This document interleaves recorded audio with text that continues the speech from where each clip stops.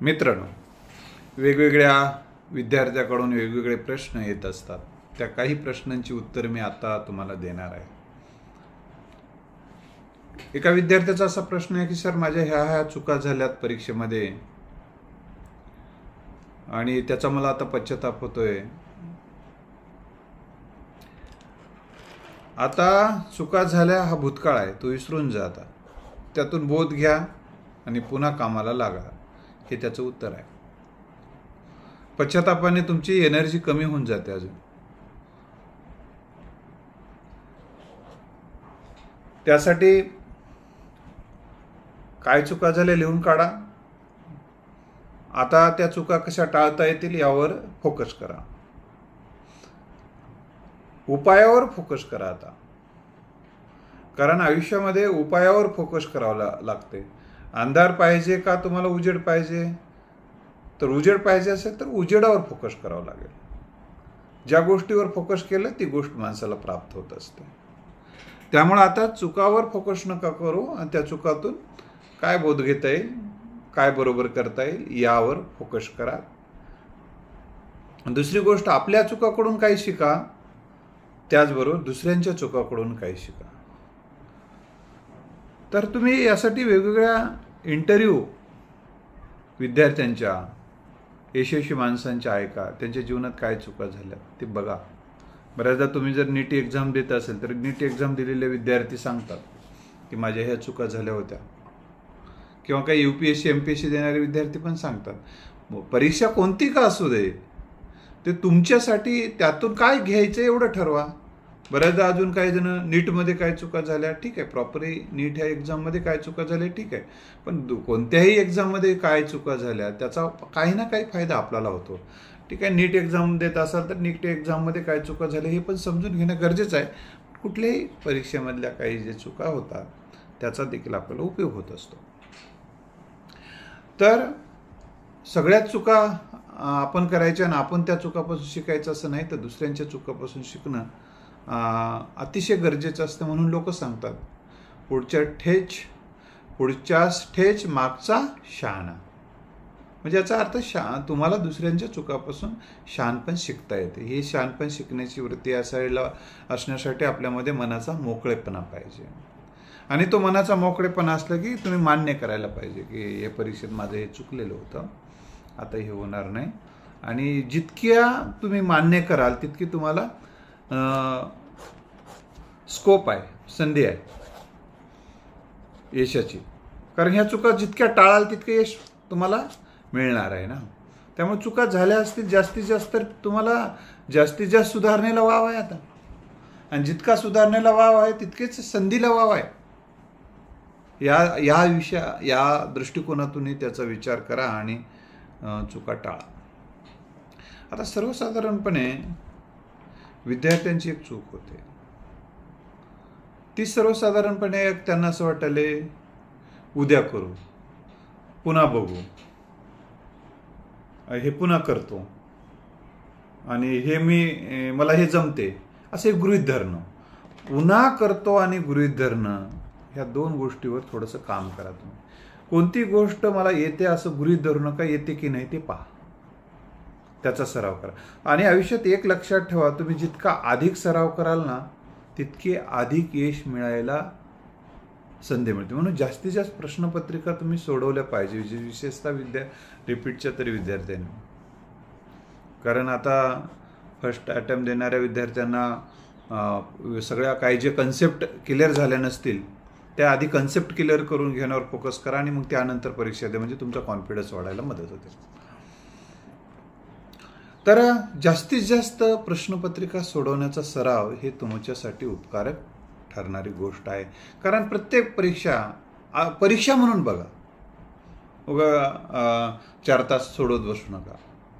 कोणते एखादे मागचे प्रश्नपत्रिका काढा, समोर ठेवा आणि समोर ठेवल्यानंतर ती परीक्षा जशी देतात त्या पद्धतीची परीक्षा द्यायला सुरुवात करा, पूर्ण वेळ तिथं बसून. पण हे कोणी करायला पाहिजे? ज्या विद्यार्थ्यांनी रिपीट आहे आणि त्याचा पूर्ण अभ्यास झालेला आहे, परंतु काही नॉर्मल सिली मिस्टेकमुळं त्यांचं हुकलेलं आहे, अशा विद्यार्थ्यांसाठी हे. परंतु ज्यांचा बरेच अभ्यासच झाला नाही, आता ते 720 मार्काचा पेपर तुम्ही सोडवा असं काय मी सांगणार नाही आत्ताच. कारण तुम्ही त्या त्या प्रकरणावरच्या टेस्ट सोडवा, एक प्रकरणावरची टेस्ट सोडवत जा आणि मग पुढं जात जा. आणि त्यानंतर मग जितका अभ्यासक्रम होईल त्यावर जे टेस्ट होतात तुमच्या क्लासमध्ये त्या टेस्ट सोडवा. पण अभ्यासक्रम न करताच त्याच्यावर टेस्ट सोडवणं म्हणजे कॉन्फिडन्स कमी होणं आहे ना, तर कशाला त्याच्या मागं लागतात. त्यामुळे जो विषय तुम्ही क्लिअर केलाय त्याच्यावर टेस्ट देणं हे तुम्हासाठी प्रेरणादायी ठरणारी गोष्ट आहे. तर दुसरी महत्त्वाची गोष्ट मी तुम्हाला सांगितलं की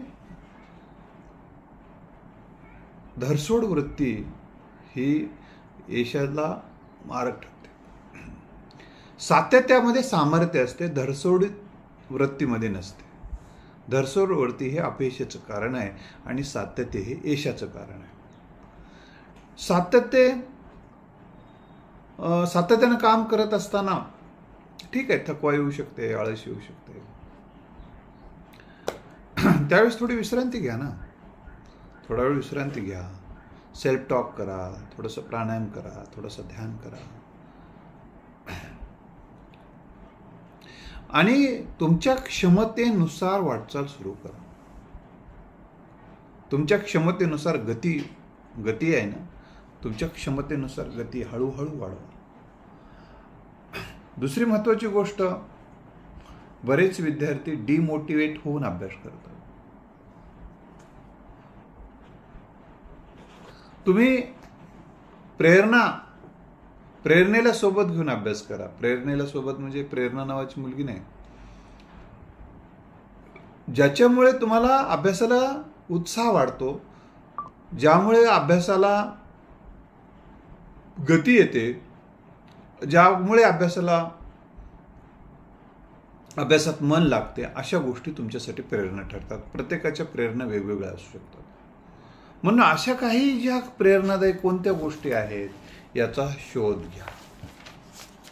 तुम्हाला एखादं वाक्य प्रेरणादायी ठरू शकते.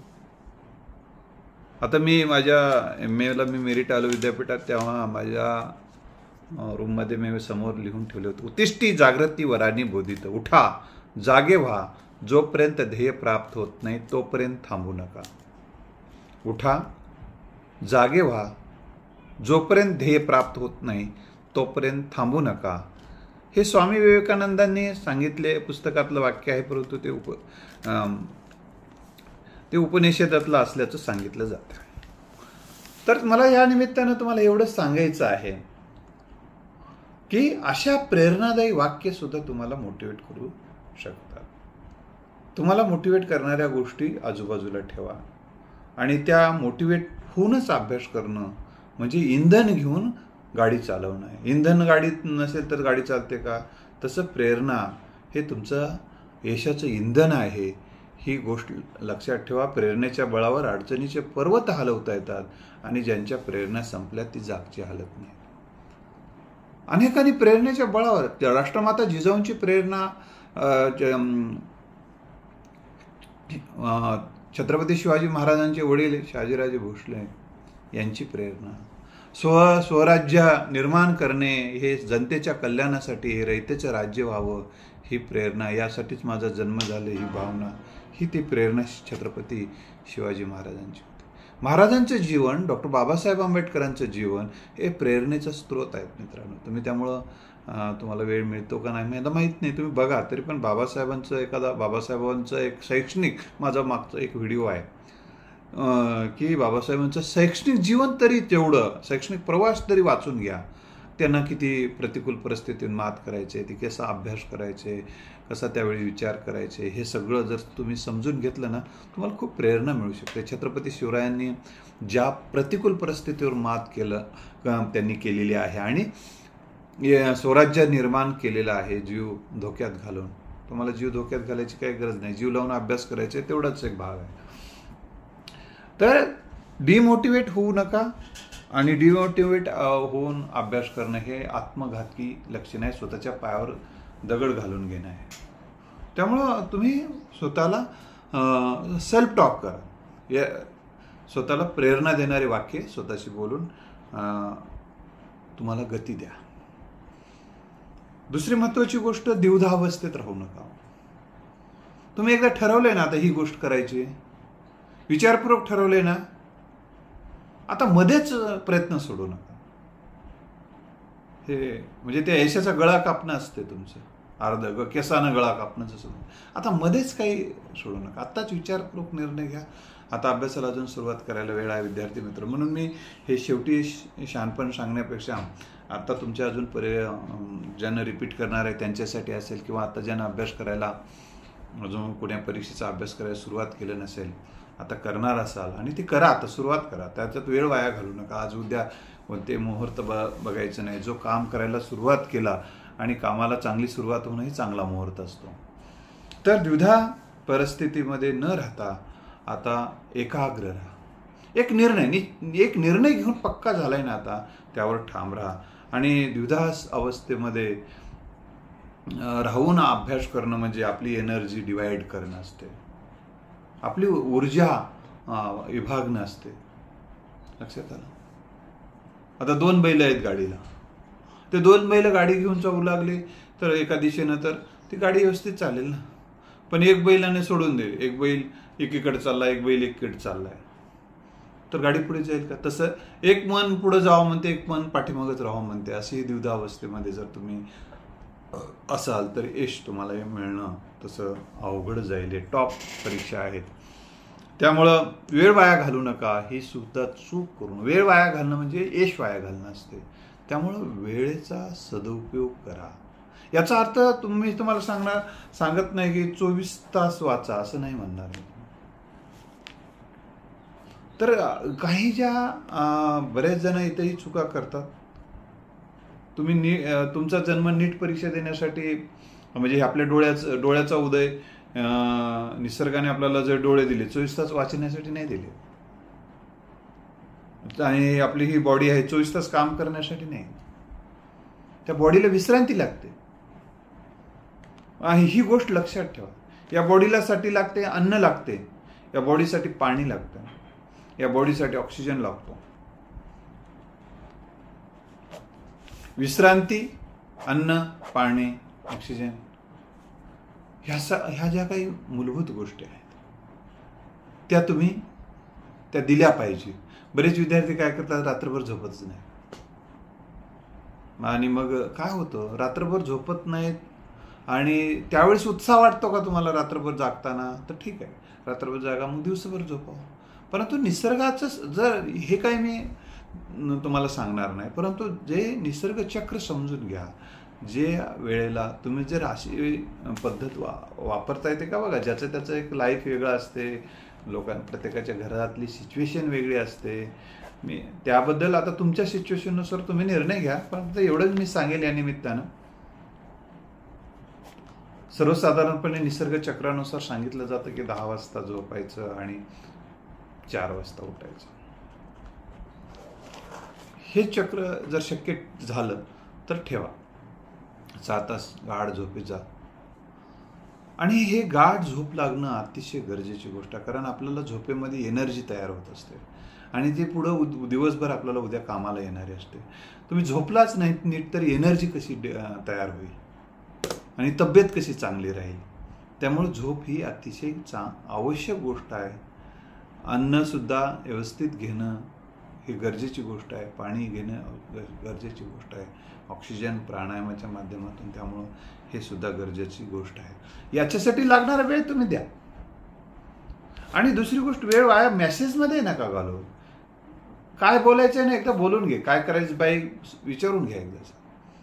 तिला काय खाल्लीस पिल्लीस, काय तुम्ही काही नेऊन देणार आहे का, तिनं तुम्हाला नेऊन देणार आहे. पिल्लू जेवला का, पिल्लू जेवली का, ठीक आहे, जेवली न जेवली काय ते विचारून घ्या एकदा.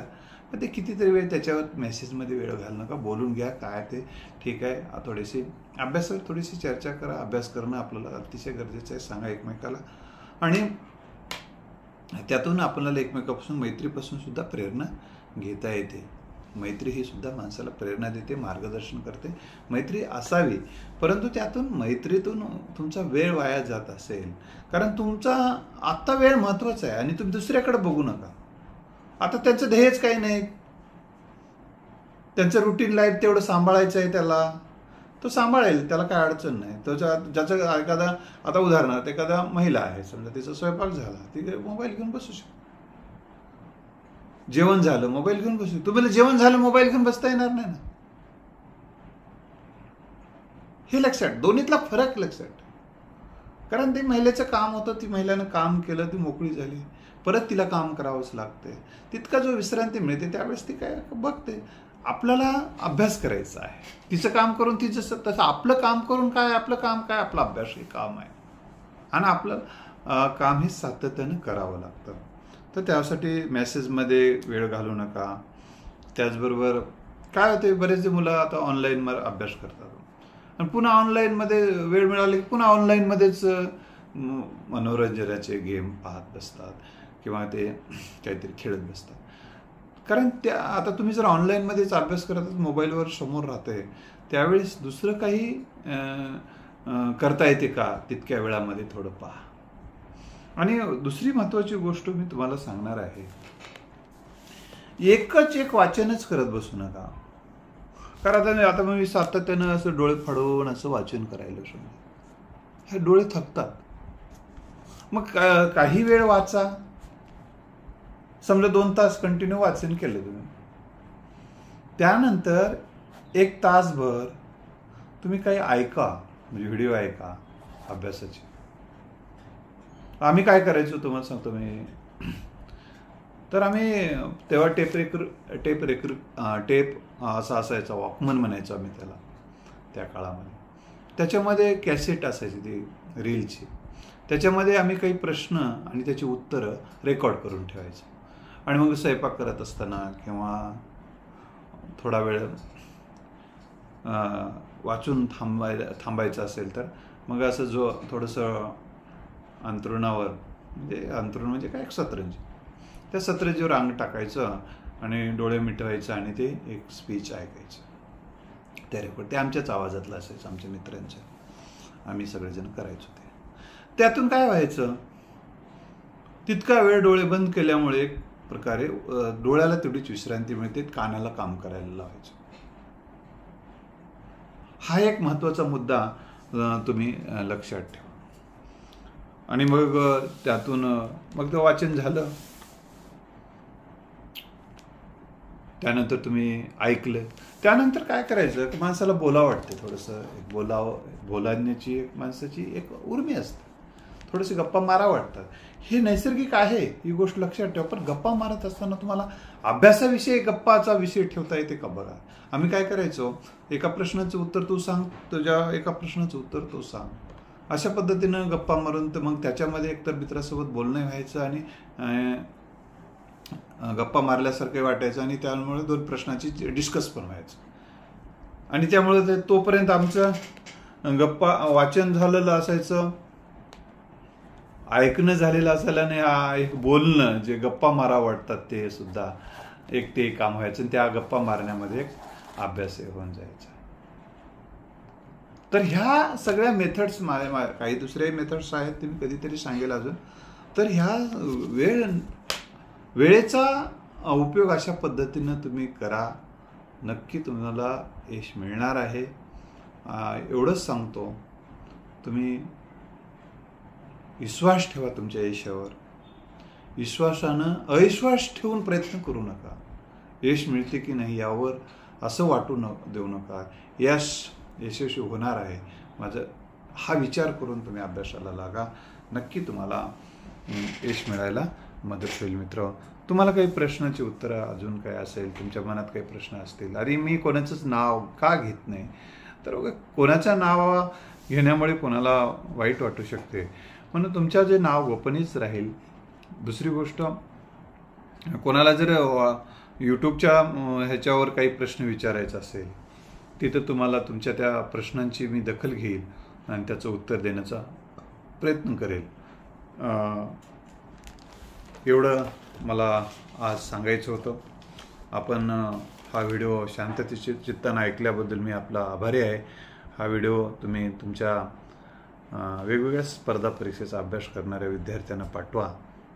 त्याचा उपयोग त्यांच्या लाईफमध्ये होईल एवढीच एक अपेक्षा व्यक्त करतो तुमच्याकडून. थांबतो. जय हिंद.